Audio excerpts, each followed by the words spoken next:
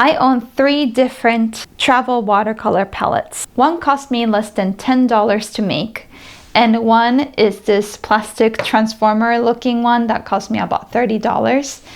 And one is this very aesthetic hot pink folio palette that cost me roughly $70 in total. They all claim to solve the same problem, painting on the go. But do you actually need to upgrade? Or are we just being sold convenience? Before you buy any of them, let's test them properly. If you've ever searched travel watercolor palette, you know that it's a rabbit hole. It just gives you tons and tons of search results. But I think as artists, the core questions that we want answered are, can you mix properly? Can you hold it comfortably while you paint? Does it actually save space? Is it worth upgrading from DIY? Right now, my travel setup is kind of like a Frankenstein situation. Palette here, brushes there. So today I want to test each of this palette before I look at the full system. So these are all the contenders. Now let's look at them one by one. I just literally opened this art toolkit. I just bought it, so I haven't used it properly. Hence, I wanted to share this video so we can go over it together. But this art toolkit folio palette is a hot pink. It's a limited edition series, and I own a lot of things black, so I thought, why not? So it's a slim metal folio, and its modular magnetic pans are very exciting because you can replace them. And there is no built-in water, which is one of the things you have to keep in mind. And the aesthetic, it has like a professional vibe to it. So that's wonderful. It also comes with this bag that they give you, so you slip it in. The reason why I say no built-in water is because it could be very important for you. Hence, I think that's why they really kind of market the water brush as a set. You see a lot of their photos with this water brush from Pentel, that's from Japan. So a good kind of combo to have if you're using it. And then let's go to the portable painter. Now, I had this for ages. This was the first travel watercolor palette that I got. I've never had this DIY before I got this. This was my first. So the portable painter is like a plastic body. The good thing about it is that it has a built-in water cup. You basically slide it in like this, and then you put the water in, and then you can place it between your on one of your thighs, and then you can paint. So I'll show you how that works. And one more thing, so it has deep mixing wells, as you can see, which could be lovely. And it also came with a brush, although I've changed my brush because I've used it for quite a long time.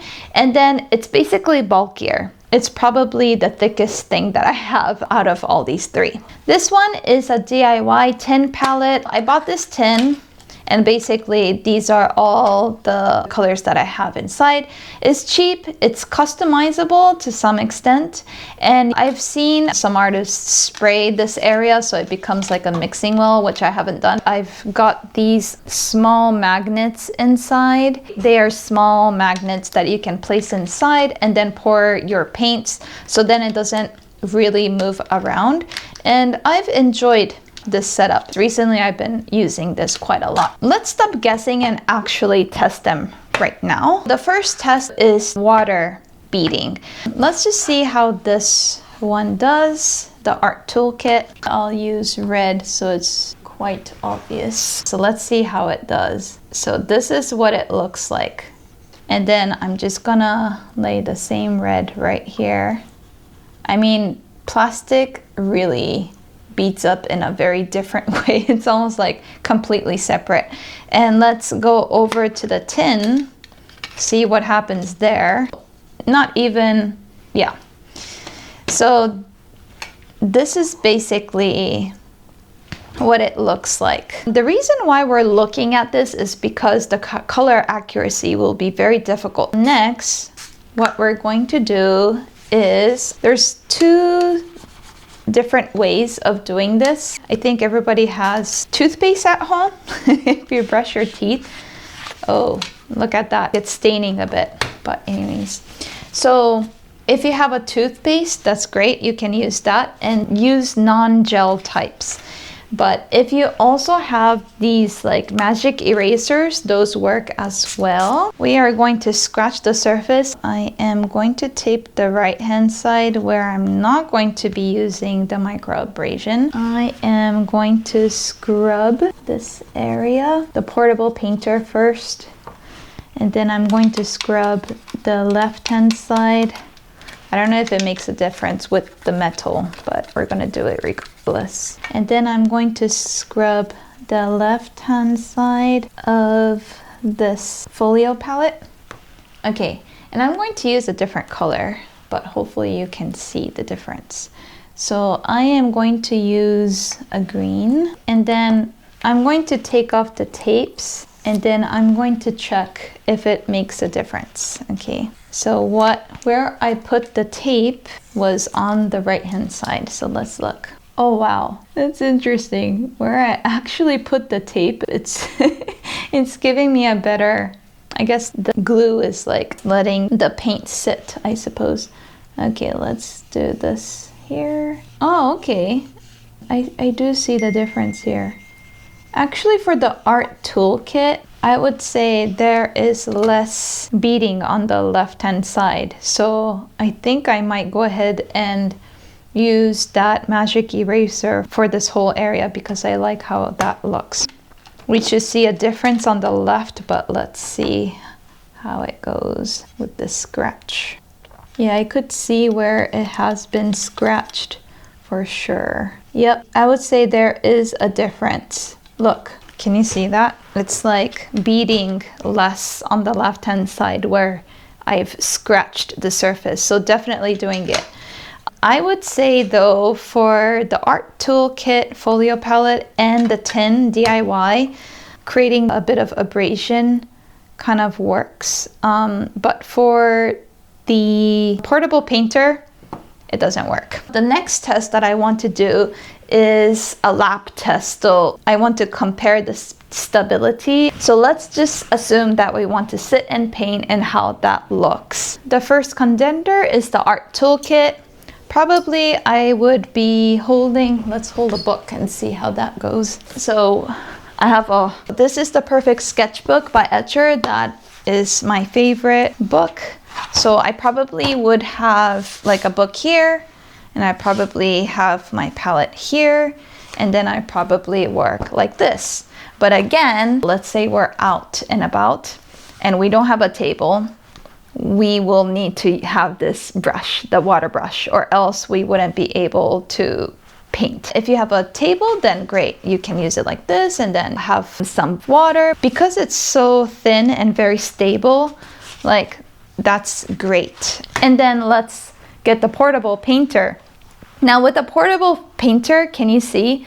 Like I have the portable painter on my lap and it works. It's even more stable because my thighs are big. But yeah, I could paint like this and I can work around like this. It's lovely because it even comes with water, built-in water. So that's like a huge plus. If you're a person who uses a lot of water and then wants to create washes, that's excellent. You don't need a water brush, so to speak.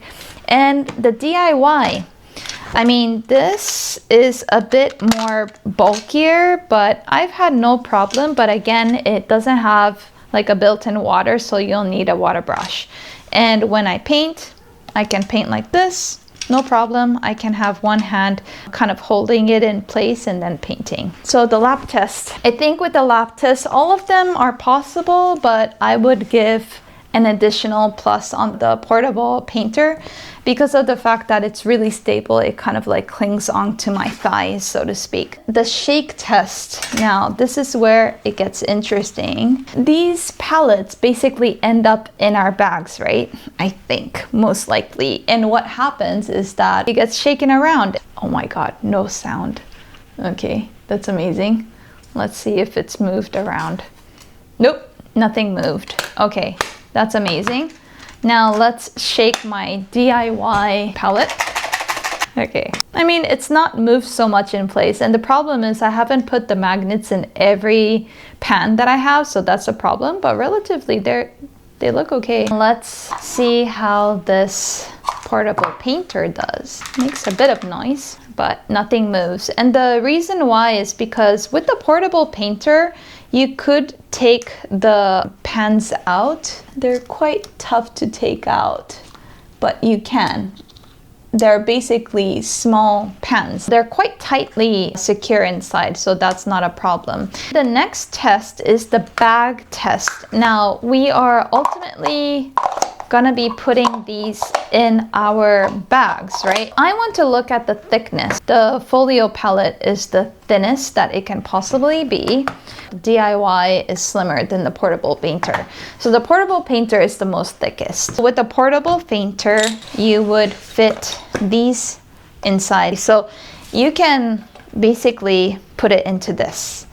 And let me share how that might look. So there you go. It fits into this bag with no problem. So it's either that or with this folio palette. It's the size of about my old iPhone. Look at that. Yeah, so I think that could be a good comparison of what it might look like. This DIY palette is about the palm of my hand. It'll fit inside this small bag right here. I mean, even smaller. I could go smaller, but it fits into this bag. And same goes with this DIY. I mean, it could even be less, right? Look at that. So ultimately, the folio palette is thin, but thin doesn't automatically mean it's the best, right? So how am I going to separate the use of these palettes? For the Art Toolkit folio palette, I would say buy if you value slim profile and you love modular control, like you want to be able to move it quickly, as well as have like separate pans available where you can switch things up on the go.